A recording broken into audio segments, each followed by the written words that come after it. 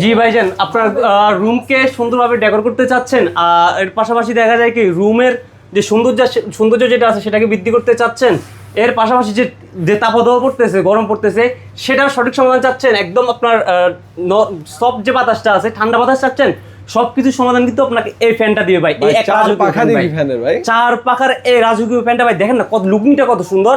এটা যখন আপনি আপনার রুমে বসাবেন ভাই, আপনার রুমের ডেকোরটা হয়ে যাবে, অস্থির হয়ে যাবে, আনকমন হয়ে যাবে ভাই।